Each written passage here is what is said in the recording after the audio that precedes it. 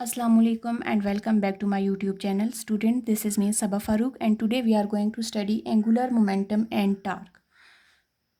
But before starting this topic, we'll recall our previous topic, that was torque and moment of inertia, and we relate the torque with moment of inertia with the relation tau is equal to I alpha.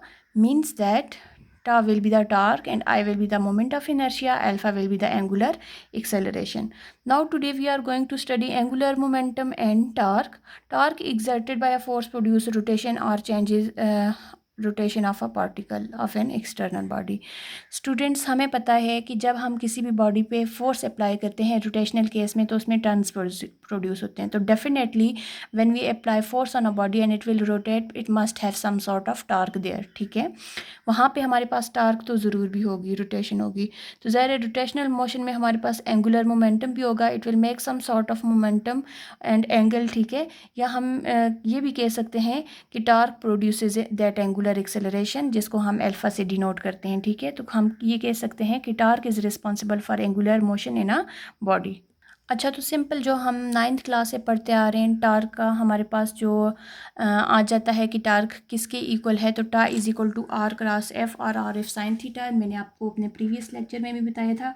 टा is equal to are cross F और are F sine of theta. Cross product है तो इस वजह से हम यहाँ पे क्या यूज़ करेंगे, साइन ऑफ थीटा. और पता है आपको कि जब भी हम किसी भी बॉडी में रोटेशन प्रोड्यूस होती है तो अप्लाइड फोर्स एंड हमारे पास जो मोमेंट आर्म होता है, it will be perpendicular to each other and will make the angle of 90 degree. क्योंकि हमारे पास साइन ऑफ 90 जो है वो मैक्सिमम होता है, तो then maximum torque will be there. अब हमें मोमेंटम का भी रिलेशन पता है कि लीनियर केस में हमारे पास मोमेंटम किसके इक्वल होता है और एंगुलर मोमेंटम. सबसे पहले स्टूडेंट्स मैं आपको बता दूं कि एंगुलर मोमेंटम हमारे पास जो है किसी भी पार्टिकल को, उसको हम डिफ़ाइन कर सकते हैं कि it is the cross product of r and p. जिस तरह से मैंने टार का कहा ना, cross product of r and F, it will be cross product of r and p. P हमारे पास आ जाता है लीनियर मोमेंटम, सॉरी ये हमारे पास क्या है, एंगुलर मोमेंटम. मींस ये एंगल बनाएगा तो ज़ाहिर है इसके पास जो है वो मोमेंट आर्म भी होगा और लीनियर मोमेंटम भी होगा. तो हमें पता है कि लीनियर मोमेंटम किसके इक्वल होता है, p equals to m v. So we can replace this linear momentum with mv. Then our equation will be L is equal to R cross mv, or we can write it as L is equal to mvr. तो यहाँ से हमें क्या पता चलता है, the intent of choosing the direction of angular momentum to be perpendicular to the plane containing R and P. कि मतलब हम किसी भी प्लेन में जब कभी भी एंगुलर मोमेंटम को फाइंड आउट करें तो उसके लिए हम लोग राइट हैंड रूल का यूज़ कर सकते हैं, जिसमें हम जो है वो जैसे अपनी फिंगर को कर्ल करेंगे तो कर्ल फिंगर्स हमें जो है वो किसकी डायरेक्शन बताएंगे, मोमेंट ऑफ इनर्शिया की. और स्टूडेंट्स, हम किसी मैग्नीट्यूड फाइंड आउट कर सकते हैं एंगुलर मोमेंटम की क्रॉस प्रोडक्ट की डेफिनेशन से, जिसको हमने कहा L is equal to are cross p. और इसकी जो क्या आ जाएगी, मैग्नीट्यूड किस तरह से आ जाएगी, L is equal to r p sine of theta. ठीक है, this will be the magnitude of angular momentum. Where यहाँ पे हमारे पास थीटा क्या है, थीटा एंगल है जो आर और पी के दरमियान में जो हमारे पास मोमेंट आर्म है और जो लीनियर मोमेंटम है इसके दरमियान में जो एंगल बन रहा है थीटा, वो है. ठीक है, और डायरेक्शन हमारे पास हमेशा जो है एल एंगुलर मोमेंटम की, ये परपेंडिकुलर होगी जो कि आर एंड पी के प्लेन से बनेगी. ठीक है, आर एंड पी से के प्लेन में जो हमारे पास डायरेक्शन होगी एंगुलर मोमेंटम की, वो क्या होगी, वो परपेंडिकुलर होगी. अब नेक्स्ट हम जो चीज़ फाइंड आउट करना चाह रहे हैं वो है यूनिट. तो यूनिट इसके फार्मूला से ही ज़ाहिर है कि क्या यूनिट है. हम इस ये वाले फार्मूला से जो है इसकी यूनिट को फाइंड आउट करते हैं. इस फार्मूला के अकॉर्डिंग क्या है, L is equal to m v r, या M क्या है, मैस, यूनिट है किलोग्राम. V हमारे पास क्या है, वेलोसिटी है, जिसकी यूनिट हमारे पास क्या आ जाती है, मीटर पर सेकंड. और R क्या है, ये भी मोमेंट आर्म डिस्टेंस है, तो ये क्या आ जाता है, मीटर. अगर अरेंज करके इसको लिखें तो ये है किलोग्राम मीटर स्क्वायर पर सेकंड. तो ये हमारे पास आ जाती है एंगुलर मोमेंटम की यूनिट आ जाती है. अब क्या है, एक चीज़ मैंने आपको पहले बताया कि जो मोमेंटम है पी वो टेंजेंशियल मतलब कि it is making some sort of angle with its circumference, ठीक है।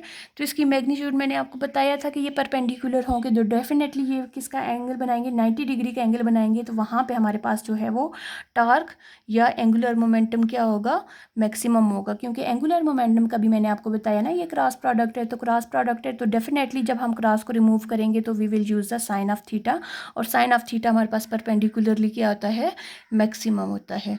आर हमारे पास कांस्टेंट है, तो इसका मतलब ये हुआ कि जब अगर मोमेंट आर्म कांस्टेंट है तो सारी की सारी जो चेंजेस आ रही हैं एंगुलर मोमेंटम में वो किस वजह से आ रही हैं, just and just linear momentum की वजह से, जो कि हमारे पास किसकी इक्वल है, एम वी।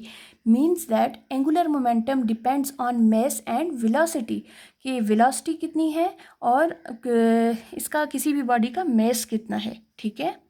नेक्स्ट अगर स्टूडेंट हम रिलेशन देखना चाहें एंगुलर मोमेंटम और मोमेंट ऑफ इनर्शिया का, पहले हमने कल जो है वो torque and moment of inertia का रिलेशन देखा था जो tau is equal to I alpha था। Today we are going to relate the angular momentum with moment of inertia. So इस केस में हम कहते हैं कि consider we have a rigid body, ठीक है। रिजिड बॉडी यू नो ये हमारे पास कलेक्शन ऑफ डिफरेंट पार्टिकल्स होती है। वही हम करेंगे कि मैसेज को जो है वो डिवाइड कर देंगे M1 M2 M3 M4 up to Mn। तो यही इक्वेशन जो हमारे पास MVR है तो इसको हम इस तरह से लिख सकते हैं कि सारी जो है M1 V1 R1 M2 V2 R2 up to so on add करेंगे, उसके लिए हम सबमिशन यूज़ करेंगे। तो ये फाइनल हमारे पास इक्वल हो जाएगा angular momentum is equals to submission of MI RI और साथ में VI हो जाएगा, ठीक है। अब यहाँ पे चूंकि हम एंगुलर मोमेंटम की बात कर रहे हैं, सो v तो हमारे पास लीनियर वेलोसिटी है, we will replace it in case of rotational motion. कल जो मैंने आपको बताया था कि वेलोसिटी हमारे पास इसका रिलेशन क्या होता है एंगुलर वेलोसिटी के साथ, v is equal to r, v equals to r omega, ठीक है। सो यहाँ पे हम v को रिप्लेस करेंगे इसकी वैल्यू के साथ, इसकी इक्वेशन के साथ, सबमिशन एज इट इज़ रहेगा MI RI, या हम इसको टोटल MI और RI लिखने की ज़रूरत नहीं है, MR भी हम लिख सकते हैं, और ये इंडिविजुअल केस में MR लिखेंगे। वैसे अगर हम कलेक्शन ऑफ पार्टिकल या सॉलिड बॉडी देख रहे हैं तो वहाँ पे इसको जो है तो हम MI RI और V किसके इक्वल है, R ओमेगा के इक्वल है। सो एक R ये है और एक R ये है, तो ये हमारे पास हो जाता है L is equal to MR² omega. अब MR² किसकी इक्वल है, MR² इक्वल है मोमेंट ऑफ इनर्शिया के इक्वल है, और ओमेगा एज इट इज़ रहेगा equals to L। So students this is the final relation of angular momentum with moment of inertia and with angular velocity. इसके according हमारे पास क्या है, moment of inertia it depends on angular momentum it depends on moment of inertia, and definitely moment of inertia also depends on angular momentum and angular velocity. So students हम इसको ऐसे भी define कर सकते हैं कि magnitude of angular momentum, magnitude of angular momentum along the axis of rotation of a rigid body rotating with angular velocity about the axis is L equals to I omega. So students, this was all about the angular momentum and torque. If you want more lecture on this topic and on all the topics of physics, do subscribe this channel, share and comment. If you are not getting anything or if you want and to give any suggestion, you can comment here in comment box, and stay tuned for more lectures. Allah Hafiz.